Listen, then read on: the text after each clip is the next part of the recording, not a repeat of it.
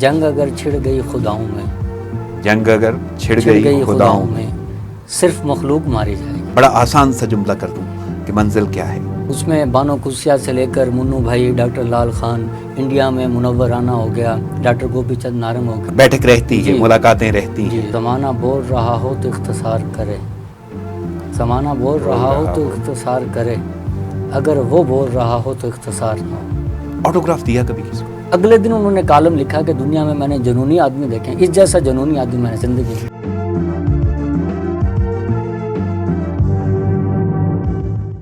अस्सलामु अलैकुम नाज़रीन, नाबाबर के साथ मैं उरान आदिल इसी दुआ से प्रोग्राम का आगाज़ करेंगे कि अल्लाह रब्बुल इज़्ज़त आज के रोज़ हम सब के लिए आसानियाँ पैदा करें, आमीन। बढ़ते हैं प्रोग्राम की जानिब। आज नामाबर में जो नामा डिस्कस होगा वो है अदब नामा, और वही महदूद तारफ़ के साथ मैं अपनी मेहमान शख्सियत की जाना पढ़ूंगा। मेरे साथ स्टूडियो में मौजूद हैं राना अब्दुल रब साहब। अस्सलाम वालेकुम राना साहब। जी वालेकुम अस्सलाम। सबसे पहले मेरे बड़ा महदूद तारुफ कराया, आपकी नाम तक महदूद रखा है, लेकिन मैं थोड़ा सा मज़ीद अपने नाज़रीन को बताता चलूँ। शायर हैं, शायरी करते हैं, अदीब हैं, मुसन्निफ़ हैं, कॉलम निगार हैं, यानी ये सब कुछ। तो एक शायर होते हुए कलाम बज़ुबान शायर, थोड़ा सा मुझे। मैं आपको दो शेर सुनाता हूँ। ज़रूर। कि सड़क का दर्द दरख्तों से हम किनार ना हो, सड़क का दर्द दरख्तों से हम किनार ना हो, मुसाफिरों को भी इतना सफ़र से प्यार ना हो, सही। मुसाफिरों को भी इतना सफ़र से प्यार ना हो, और ज़माना बोल रहा हो तो इख्तिसार करे, ज़माना बोल रहा हो तो इख्तिसार करे, अगर वो बोल रहा हो तो इख्तिसार ना हो। वाह जी वाह। अगर वो बोल रहा हो तो इख्तिसार ना हो, तो इख्तिसार ना हो। राना साहब, उर्दू में ही खुद को क्यों आजमाया? एक तो मेरे वालिद साहब टीचर थे और वो भी उर्दू के टीचर। सही। तो उर्दू वालिद साहब से वदियत हुई, तो शुरू दिन से शौक़ था, वालिद साहब को देखा वो टीचिंग के रूप में और सारी चीज़ें, तो इंतखाब फिर उर्दू का ही किया। नहीं तो अब वालिद साहब का क्या रिएक्शन है या रिस्पांस है, वो क्या कैसा कहते हैं? क्योंकि शायर भी हैं, अदीब भी हैं, मुसन्नफ़ भी हैं, कॉलम निगार भी, और आप PhD स्कॉलर इन उर्दू हैं, तो अब वालिद साहब क्या कहते हैं? वो सेटिस्फाई हैं बहुत ज़्यादा। उन्हें ज़्यादा खुशी इस बात से है कि मैंने कागज़ और कलम से रिश्ता जोड़ा है। उनका अपना भी कागज़ और कलम से रिश्ता है, वो भी मुसलसल लिख रहे हैं, लेकिन उनका जो वो मजहबी इश्यूज़ देखते हैं, मजहब पे ज़्यादा लिखते हैं, तो मेरा सियासत और बाकी सारे मामलात अदब के हवाले से, तो वो बहुत ज़्यादा खुश हैं कि भी लाज़िम बात है, बेटा भी उसी फील्ड में या उसी सिंफ से ताल्लुक़ रखता है, उसी मजमून से। नहीं तो ख़ुद को कामयाब समझते हैं, यानी इतना कुछ अगर कर लिया है या करते हैं तो अब ख़ुद को कामयाबी की जानब समझते हैं कि कामयाब हो गया? नहीं, मैं नहीं समझता कि अभी कामयाबी बहुत दूर है। अभी तो सफ़र शुरू ही नहीं हुआ, अभी तो इब्तदाई स्टेजेस पे हूँ। यानी ये अभी इब्तदाई स्टेजेस हैं, और अभी आप PhD भी कर रहे हैं, और मेरे ख़्याल में अभी जिस तरह मैंने लफ्ज़ मुसन्नफ़ देखा है तो उस पर भी मैं जाऊँगा। तो ये कह लें कि अभी वो सफ़र पूरा ही नहीं हुआ, या मंजिल तक पहुँचे नहीं, या कहीं ना कहीं कोई ऐसी रुकावटों का सामना रहा कि कामयाबी तक पहुँच नहीं पाए? रुकावटों का सामना तो डेफिनेटली हर सफ़र में होता है। मैं ज़ाती तौर पर यह समझता हूँ अभी सफ़र शुरू हुआ है। नहीं तो अगर मैं बड़ा आसान सा जुमला कर दूं कि मंजिल क्या है, कहाँ तक खुद को देखेंगे तो लगेगा कामयाब हो गया? किसी भी अदीब की मंजिल जो है ना, वो काफ़ी अरसे बाद जाके सामने आती है। तो जो तख्लीक है वो कारी फ़ैसला करता है कि इसने सफ़र कितना करना है, ये चीज़ें। मैंने जो चीज़ें लिखी हैं वो मैंने आवाम तक दी हैं। मैं ज़ाती तौर पे ये समझता हूँ कारी जो है, जो मेरा कारी है, वो फ़ैसला करेगा कि मेरा सफ़र कितना होगा, या सारी चीज़ें किस। नहीं, ज़ाती तौर पे मैं ज़ाती तौर पे अभी मुतमईन नहीं हूँ। मैं ये समझता हूँ अभी बहुत कुछ करना रहता है, यानी बहुत कुछ करना रहता है, और वो वक्त अभी आगे है जब कारी ये कह पाएगा कि हाँ यार ये शख्सियत कामयाब है, और हमारी नज़र में। एक है कि मैं अभी एक काम कर रहा हूँ गालिब के हवाले से, ठीक है, और एक मेरा ड्रामा आ रहा है ट्रांसजेंडर के हवाले से। ये दो काम ऐसे हैं जो जब ये मुकम्मल हो जाएंगे तो शायद कहीं ना कहीं से ये आवाज़ अंदर से भी आएगी कि मैं कामयाब खुद को फील करता हूँ। सही। मैंने लफ्ज़ इस्तेमाल किया मुसन्नफ़ का, तो क्या कोई तसनीफ़ भी है आपकी, तसानीफ़ कोई लिखी? जी, 2 किताबें मेरी शाया हो चुकी हैं। 2 किताबें? जी, एक है सफ़र है ख्वाब जैसा, और ये मज़ामीन हैं, और दूसरी है ताबे सहर जाते हैं, ये सफ़रनामा है। सफ़रनामा है। हाँ जी, और एक तीसरी किताब वो जल्द ही इसी सितंबर में। चलिए, जो तीसरी आएगी उस पर तो मैं बाद में गुफ्तगू कर लूँगा। ये जो सफ़रनामा है, یہ اسلام آباد کے بارے میں؟ جی اسلام آباد کے بارے تو کیا ہے اس میں، یعنی اسلام آباد کے سفر نامے کو کس طرح پورٹری کیا آپ نے؟ اچھا، مجھے یہ چند جملوں میں چاہیے، محدود دوران. جی اس میں یہ ہے کہ سفر نامہ جو تھا، یہ ہم جب ایم فل کر رہے تھے تو کچھ کلاس فیلوز ہم یہاں آئے اسلام آباد. اچھا وہ پہلی دفعہ آنا تھا ہمارا اسلام آباد، جہاں ہم نے چیزیں دیکھیں تو وہ جو ساری کیفیات تھی، پھر کچھ دوست اپنے تھے تو ان کو میں نے وہ سارا اس انداز میں بیان کیا ہے تاکہ وہ ایک محفوظ اور ایک یادداشت بن جائے، تاکہ عمر کے کسی حصے میں نہیں تو اب وہ تصنیف کی جی صورت میں ہے موجود، شائع ہو چکی ہے. جی ہو چکی ہے. تو اس کے بعد کوئی رسپانس یا لوگوں نے دیکھا پڑھا؟ رسپانس اتنا آیا کہ مستنصر حسین تارڑ جیسے نامور آدمی نے ان کی اس پہ آرٹیکل لکھا.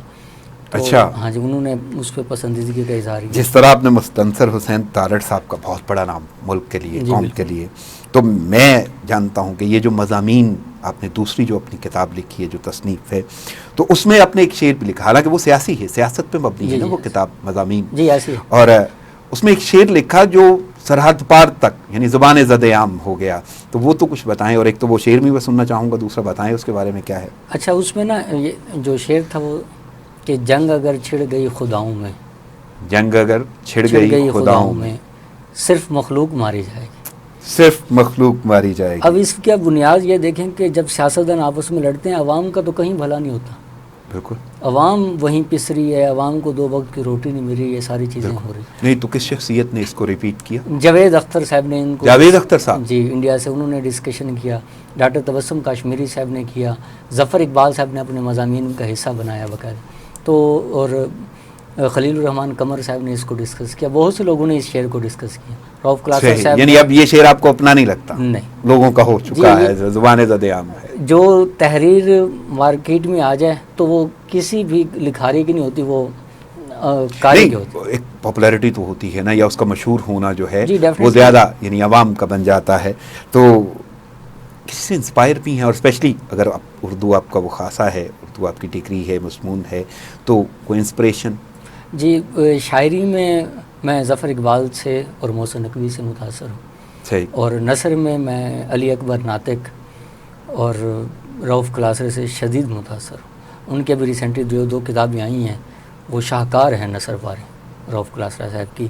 اور علی اکبر ناطق کا جو ناول ہے کماری والا یا 9 لکھ کوٹھی، میں ذاتی طور پہ یہ سمجھتا ہوں کہ وہ اردو ادب میں منفرد قسم کے ناول ہیں. اور علی اکبر ناطق کی تحریر سے اور رؤف کلاسر صاحب کی تحریر سے نثر میں ان سے 2 سے بہت. نہیں تو اگر اتنے آپ متاثر ہیں تو کبھی ملاقات کا شرف؟ رؤف کلاسر تو ہمارے لیا سے ہیں. ہاں وہ تو آپ کے علاقے سے ہیں. ان سے بہت اچھا تعلق ہے. علی اکبر ناطق نہیں بہت بڑا نام ہے، اس میں کوئی شک نہیں ہے. دونوں میرے دوستوں میں سے شمار ہوتے ہیں. اچھا یعنی بیٹھک رہتی ہے، ملاقاتیں رہتی ہیں. تو ان ملاقاتوں میں کیا فیلنگز رہتی ہیں آپ کے لیے؟ تو وہ آئیڈیل شخصیات ہیں، متاثر رہے آپ ان سے؟ ڈیفینیٹلی ایک احترام کا رشتہ ہے. سیکھنے سکھانے کے حوالے سے بھی کوئی بات ہوتی ہے؟ جی تقریباً رؤف بھائی اور علی اکبر ناطق ان کے ہاں ایک چیز بہت زیادہ ہے کہ وہ نئے لکھنے والوں کو ہمیشہ سپورٹ کرتے ہیں. اور میں ذاتی طور پہ یہ سمجھتا ہوں کہ رؤف بھائی کے ہاں جو شاباشی دیتے ہیں جونیئر کو، وہ بہت زیادہ ایلیمنٹ ہیں. اور اسی طریقے سے علی اکبر ناطق کے ہاں بھی ہے. اور ظفر اقبال صاحب کے ہاں میں بتاؤں کہ انہوں نے اب تک میری لاتعداد غزلیں شامل کی ہیں. یہ ان کی طرف سے یہ ڈھارس ہے. اچھا ہوتا یہ ہے کہ میں بعض اوقات ان کو غزل فیس بک پہ لگاتا ہوں، وہ وہاں سے اٹھاتے ہیں، اٹھا کے بعض جو شعر یا بعض مصرع جو کمزور ہو وہ اس کو بہتر کر کے وہ اصلاح کر کے خود کر. تو میں نے ایک دن فون کیا، میں نے کہا سر آپ اصلاح بھی کرتے؟ اس نے کہا کہ مجھے خوشی ہوتی ہے کہ ایک نوجوان لڑکا جو ہے وہ اس نہج پہ اچھا شعر کہہ رہے ہیں، تو اگر ایک آدھ کوئی مصرع کمزور ہے تو میں اسے اصلاح کرنے میں فخر محسوس کرتا ہوں. تو میرے لیے یہ بات.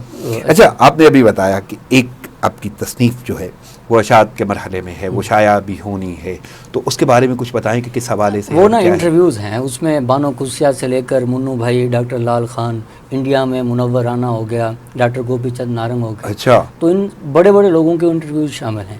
نہیں وہ انٹرویوز آپ نے خود کیے ہوئے؟ جی میں نے خود کیے، باقاعدہ میں نے ان سے ٹائم لیا، ساری چیزیں ہوئیں.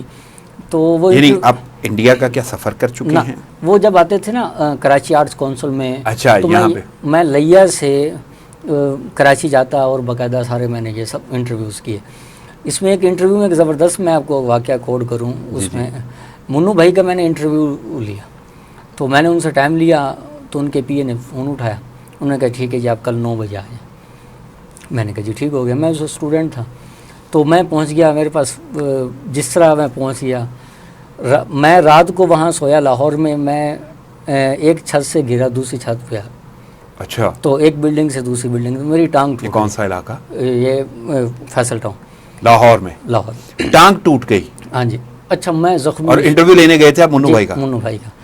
اچھا تو پھر نا میں شدید زخمی تھا. وہ موبائل بجتا رہا بار بار. مجھے پتہ نہیں کب ہوش ہے, میں کب گرا. مجھے جب ہوش ہے نا مجھے اتنا یاد ہے کہ موبائل بج رہا ہے بار بار. میں نے فون اٹھایا, انہوں نے کہا جی ہم نے کراچی جانا ہے, آپ نے 9 بجے کا کو ٹائم دیا تھا, 9:30 ہو گیا, آپ نے آنا تو بتائیں ورنہ ہم جا رہے ہیں, ہم آپ کو انٹرویو نہیں دیں گے. اچھا, یقین مانیے کہ میں نے نہیں, یہ فون پہ منو بھائی بات کر رہے تھے یا ان کے کوئی پی اے؟ ٹھیک ہے. اچھا, میں نے انہیں کہا جی ٹھیک ہے میں پہنچ رہا ہوں. میں نے آواز دی, آدمی ہے, میں نے کہا یار باہر سے مجھے نا رکشہ کروا کے یا ٹیکسی کروا کے جیسے کیسے مجھے ڈالیں اس میں. ٹانگ ٹوٹی ہوئی ہے, فریکچر ہے, چیخیں مار رہا ہوں, خون میں لت پت ہوں, سفید کپڑے پہنے ہوئے تھے بالکل. میں نے کہا یار مجھے ڈالیں, منو بھائی نہ چلے. صحیح. المختصر میں وہاں پہنچتا سندس فاؤنڈیشن میں پہنچ گیا. سندس فاؤنڈیشن منو بھائی. تو میں وہاں پہنچ گیا. جب منو بھائی نے میری حالت دیکھی اور اس پی اے نے بتایا تو انہوں نے مجھے پریکٹیکل گالیاں دی.